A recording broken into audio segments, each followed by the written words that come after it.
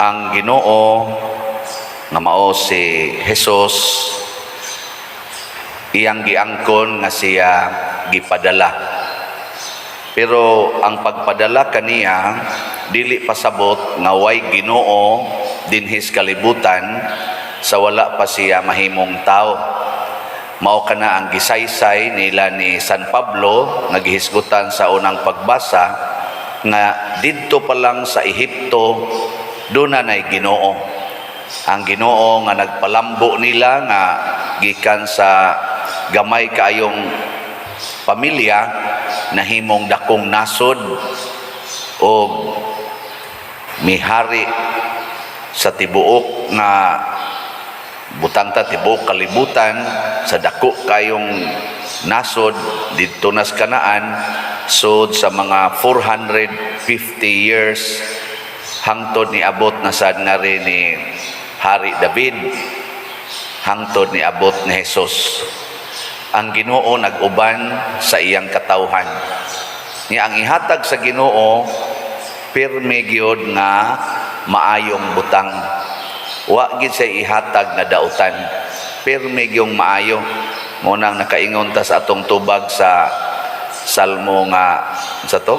Hangtod Awiton, sa kahangturan. Kanturan, Awiton ko ang kaayo sa Dios. Kana gyud.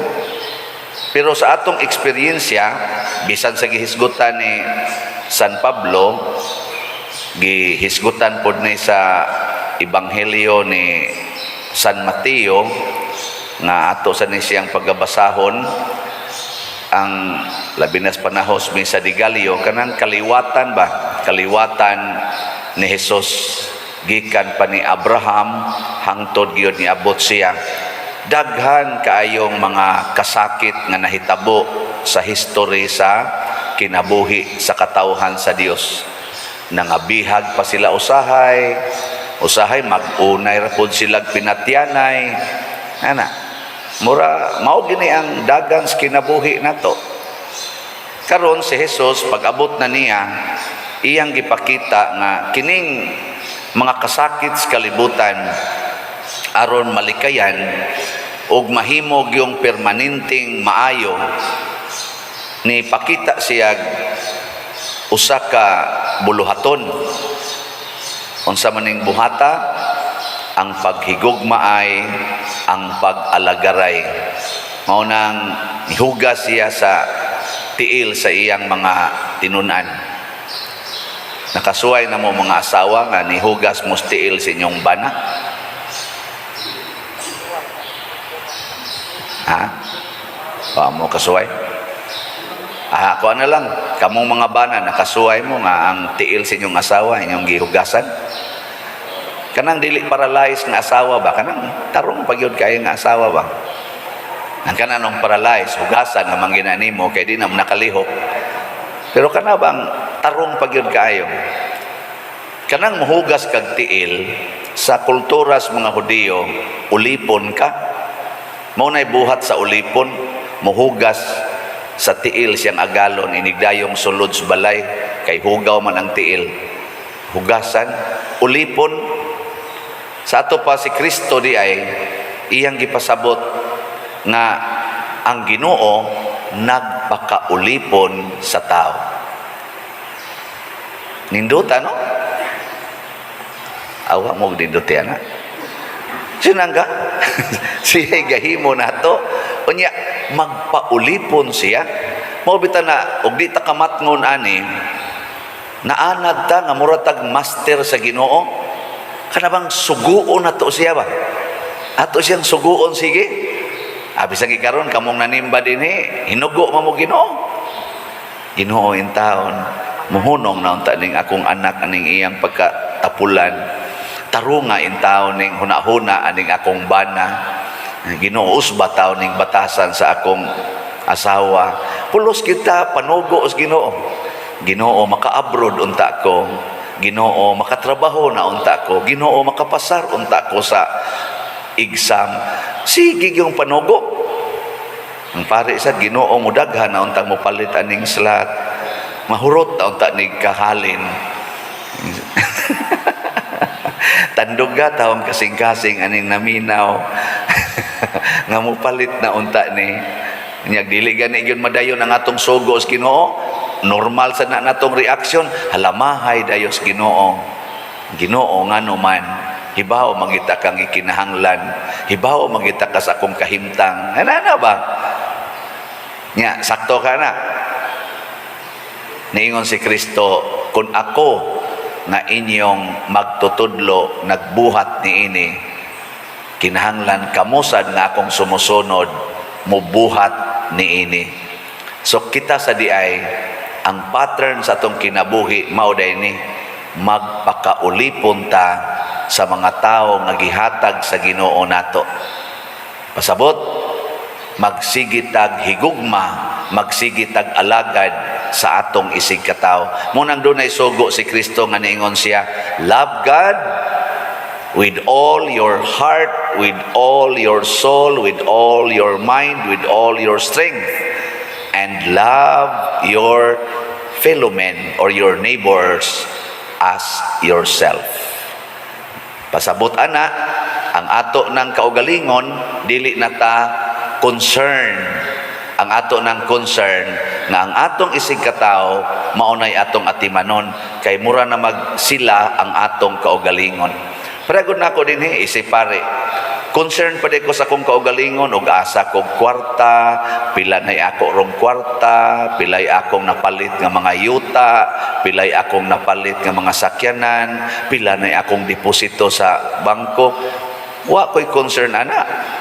Nga ko rong concern sa man, pila na'y kwartas parokya, unsa pa'y mga proyektos parokya, unsaon pag-atiman ang mga parokyano, ana. Kaya nga naman, og ako ning buhaton, nga magsigi ko hunahuna kayuhan sa parokya, maapil man ko, kay ni aman ko sa parokya. Nakakuha mo? Karon, dito sa inyong balay, concern mo sa inyong tugkaran, o sa tugkaran sa inyong silingan? Ay may inyong giatiman ang tugkaran sa inyong silingan o ang inyo? Ay, kasagaran na to ang ato ragyod. Ako ni mauna mag-away. Nya inig-away na apektado ka sa away. Kakuha mo? Gusto kag kaluwasan, gusto tag kaayuhan, haron makaawit tas kaayos Ginoo, sunda ang iyang pulong. Sunda ba?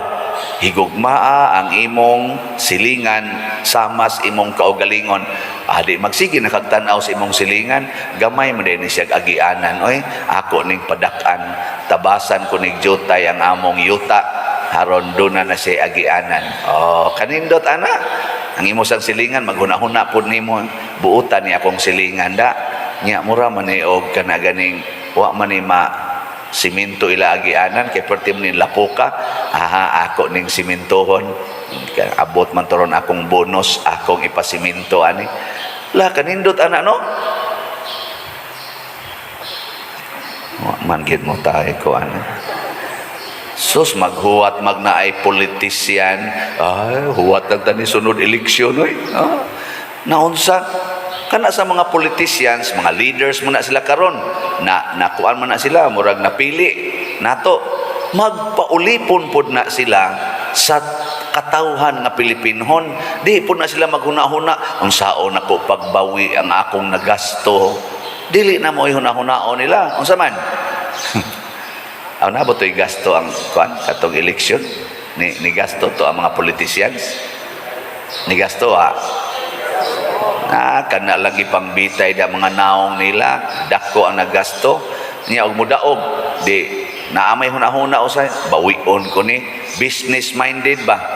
Kani ako mga katawhan nga Pilipino, pangwartahon ko ni, ayaw, pagpaulipon. Ikaw niya pa dito mabawi ang akong gasto, mas maayo aron sunod tuig dili na kamudagan. Lain na sad ang ibutang. Aron bakitang tanan makatilaw ta pagka ulipon. Kay katong kutob mulingkod sa pangatungdanan sama ni Kristo, kinahanglang magpaulipon sa iyang giatiman na katawhan. Kung mauna na ang paradigm pagkanindota. Moabot yung panahon nga di na gid ta mag-away. Ug mao nay sikreto sa tinuod nga kalinaw, hustisya, kalambuan sa atong katilingban. Si Kristo nagtudlo ani nga naman kita manggong tao di ta tudluan, di sad ta mga usab. Di ta mga usab. Nya ikaduha, ang gusto sa Ginoo nga mausab ta. Di ta magpabili na ning atong kinaiya nga ingon ana ra gyud. Ano bitang gitawag na to i-box ba?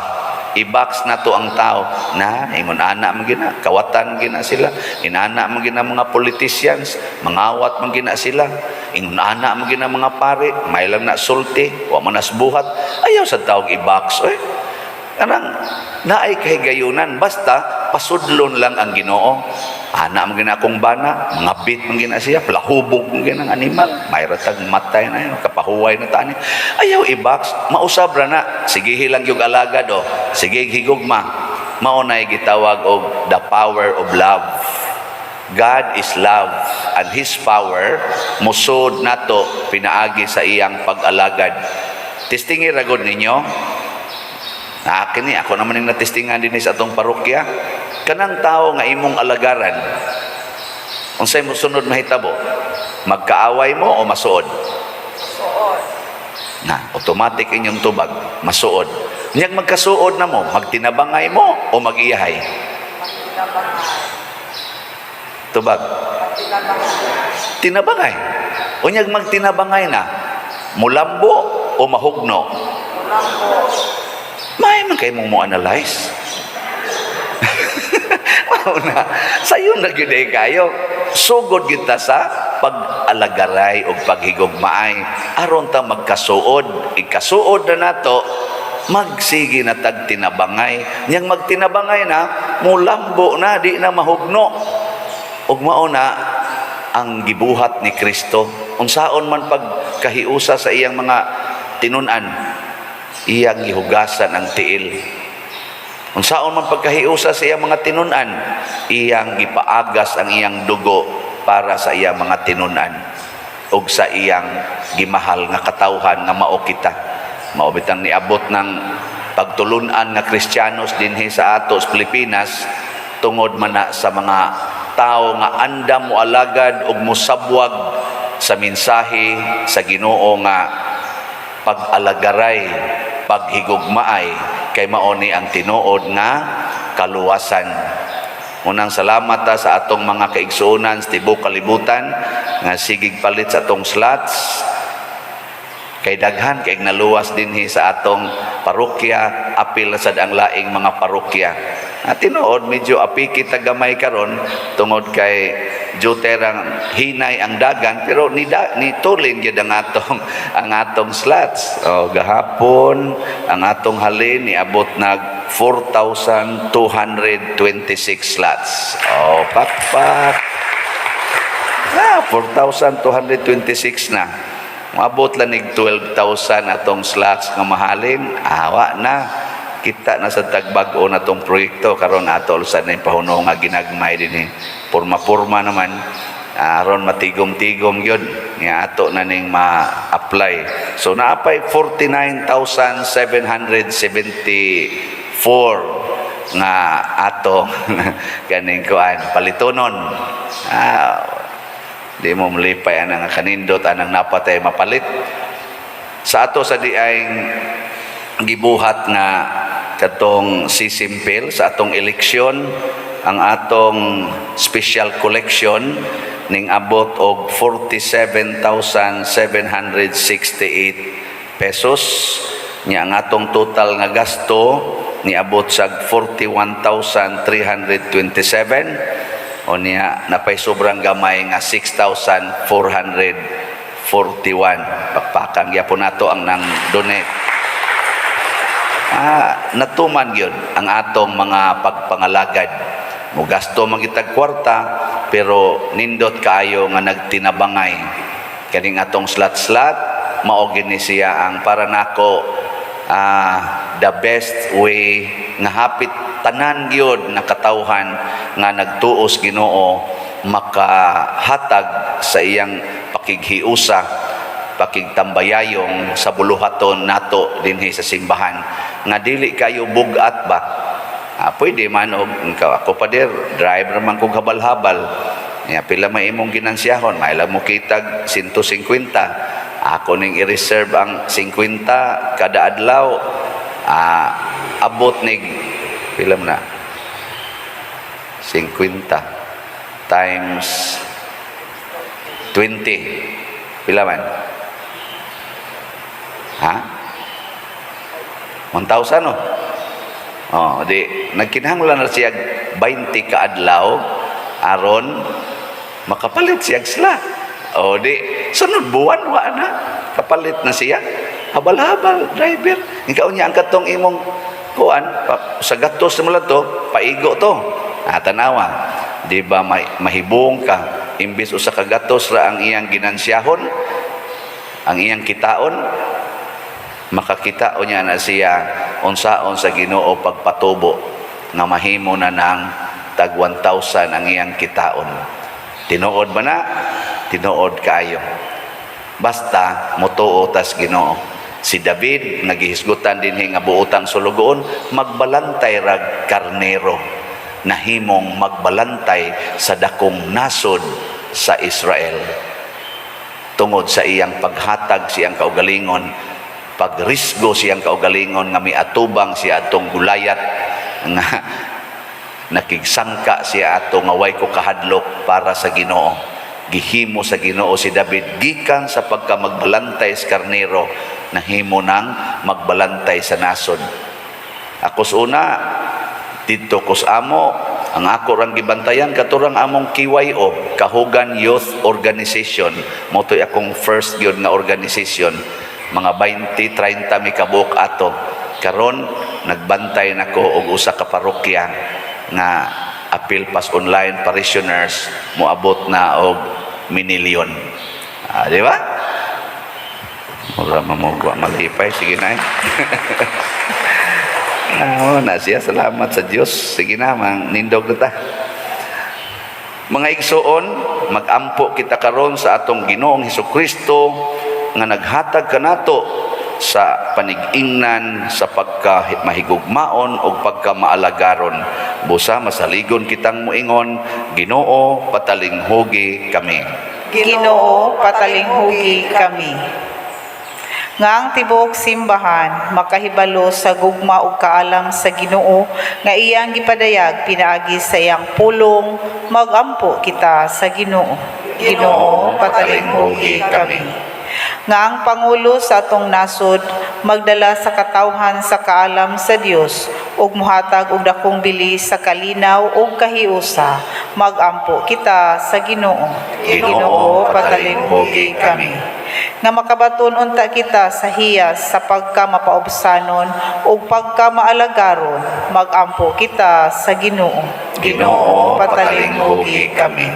Nga ang sulugoon sa Dios, Teofilo Kamumot, obispo, mabayaw na sa kadungganan sa altar, magampo kita sa Ginoo. Ginoo patalinghugi kami. Nga ang mga proyekto dinhi sa atong simbahan nga pinaagi sa pangama ug paggiya ni San Vicente Ferrer magmalampuson ug mahuman unta sumala sa atong mga giplano ug gipangandoy, magampo kita sa Ginoo. Ginoo patalinghugi kami. Nga ang tanang mga benefactors ug donors sa atong simbahan nga mihatag og pinansyal ug lain-laing hinabang ug alang sa mga nagtrabaho dinhi sa atong mga proyekto nga hatagan unta sila sa Ginoo daghan pang mga grasya sa ilang kinabuhi, malikay sila sa mga kadautan ug mulampos unta ang tanan nilang mga paningkamot, magampo kita sa Ginoo. Ginoo patalinghugi kami. Ang atong mga igsuong mihalina makatagamtam sa kalinawng tunhay, magampo kita sa Ginoo. Ginoo patalinghugi kami. Makagagahom nga Dios, nasayod kami nga kun wala ikaw wala gid kami mahimo. Busa dawata kining among mga pagampo nga gituboy dihas gugmag pagtuo pinaagi ni Kristo nga among Ginoo. Amen.